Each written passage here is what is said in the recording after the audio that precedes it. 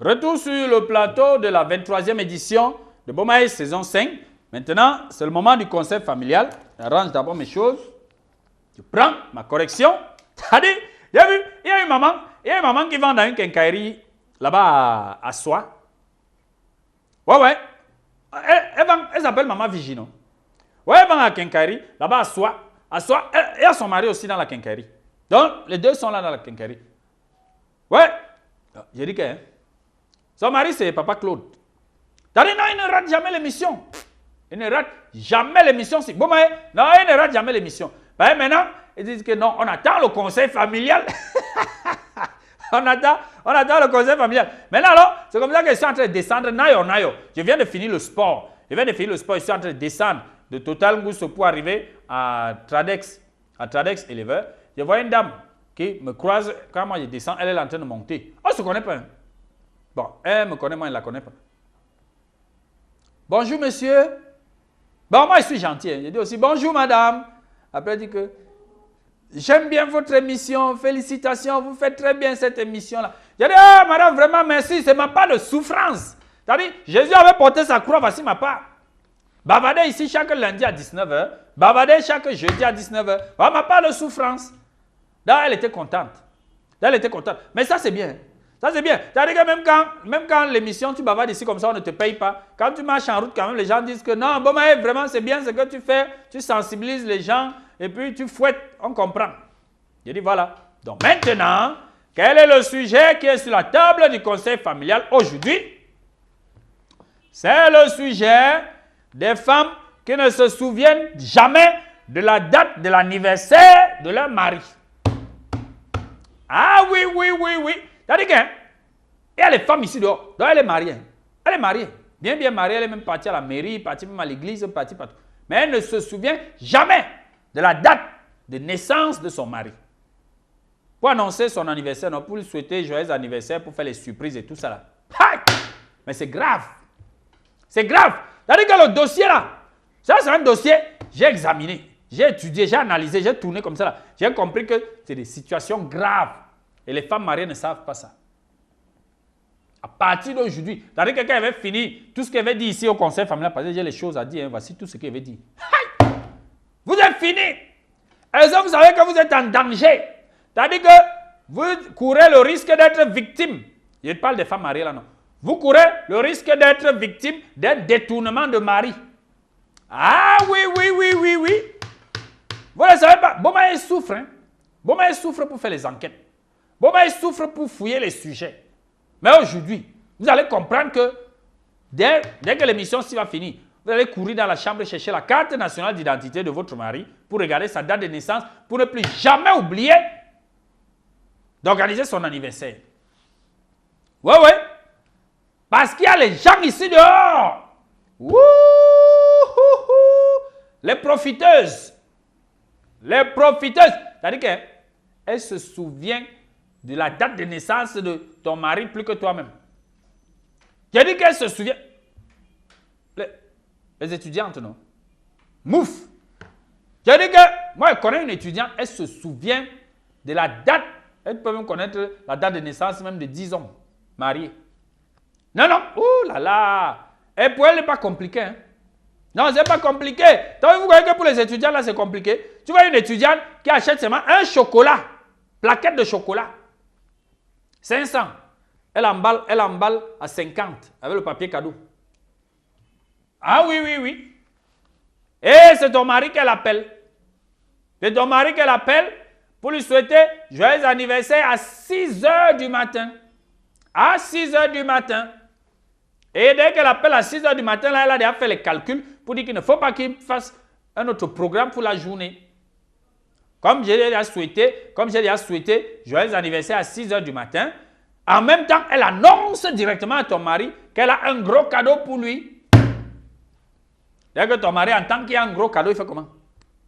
Il crée les programmes. Il crée un programme. Ah oui. Il crée un programme. Commence à appeler dans un restaurant pour faire les réservations. Après maintenant, l'étudiante qui a bien organisé les choses, c'est que non, arrivée là-bas, elle va manger, elle va boire, tu t'amuses, elle appelle même ses copines. On vient, on finit ton argent. Toi, tu es femme mariée, tu es couché à la maison. Tu ne te souviens même pas que c'est la date de naissance de ton mari. Il y a les étudiants qui sautent sur lui là-bas dehors. Il dépense l'argent au restaurant. Il achète le champagne, il achète le Baileys, il achète les martinis, il achète les quoi. Avec les glaçons, il achète tout ça. On boit.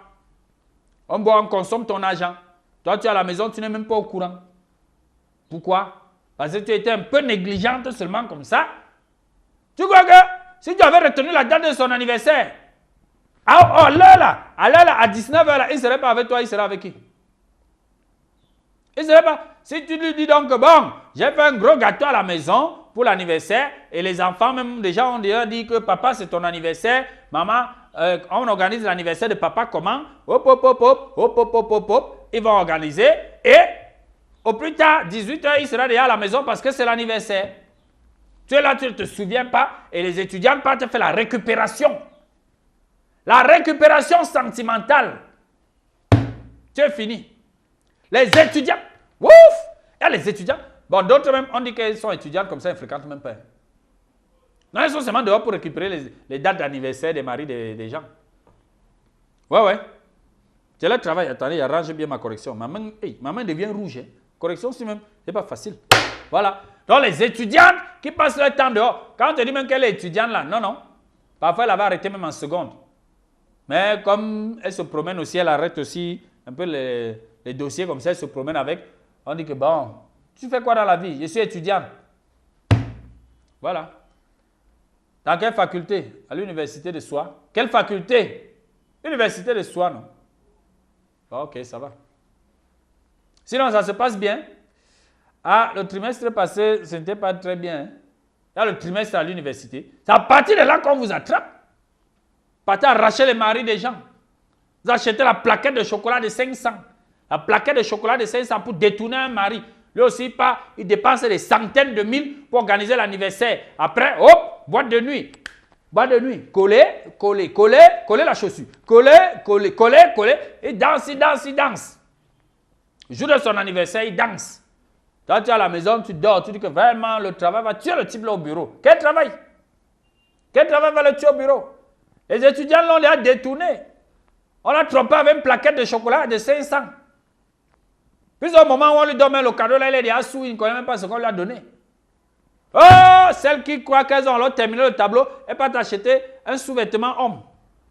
Sous-vêtement homme, en ville là-bas, c'est combien? Tu es dans les 500, 700. Et puis on emballe avec le papier cadeau 50. C'est fini. On trouble ton mari. Toi, tu es à la maison, tu souffres. L'argent qu'on devait te donner pour organiser la nourriture et organiser la maison, acheter les choses pour les enfants, c'est l'argent là qu'on est en train de danser dehors avec les étudiants. Pourquoi? Parce que tu as été incapable de retenir la date de naissance. Tu as été incapable de retenir le jour de l'anniversaire. Voilà. Maintenant, on a embrouillé ton mari avec le cadeau de 500. Le cadeau de 500, c'est quoi? Le cadeau de 500, c'est quoi? Jusqu'à on embrouille un homme. On achète la plaquette de chocolat. On achète le caleçon. On emballe. On ne peut pas t'embrouiller avec ça. On ne peut pas t'embrouiller. Toi, tu crois qu'une étudiante peut acheter une montre de combien?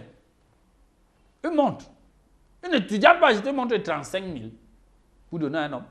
Le seul cadeau là, j'ai un gros cadeau pour toi, j'ai un gros cadeau. C'est la plaquette de chocolat. 500. C'est caleçon. Marché central. 500, 650, 700. Au trop. Voilà. Et à ce qui coûte cher, mais est-ce qu'elle peut acheter? Zéro. Calcule seulement là. Non, regarde, tu sais que. Et maintenant, dès que l'étudiant l'a dit que ton anniversaire, c'est lui-même qui appelle ses collègues. Hein, que gars, il y a un after work là. Il y a un after work. After work. Après le bureau. Et part. Il ne va pas maintenant dépenser des centaines de mille. Des centaines de mille. Et la petite étudiante la gagne les points parce que oh, c'est elle qui organise mon anniversaire. C'est elle qui organise. Malhonnête. Qu'elle organise ton quel anniversaire? Elle a dépensé combien? Hein? Elle a dépensé combien? Tu dis que c'est elle qui organise ton anniversaire. Elle a organisé quoi? Donc, comme elle t'a piégé à 6 h du matin en t'envoyant le SMS que joyeux anniversaire, mon chéri. Tu es d'abord son chéri. Les voleuses comme ça, là, les détourneuses. Mais vraiment, non, les gens... Non, mais vous-même, les femmes mariées là, vous-même, c'est vous-même qui faites ça. C'est vous-même qui créez même toute cette situation. Ça vous coûte quoi de retenir? Vous ne savez pas qu'on trompe vos maris là seulement avec les détails, les petits détails comme ça là, vous ne savez pas. Non, de toutes les façons, moi je vous ai prévenu. À bon entendeur,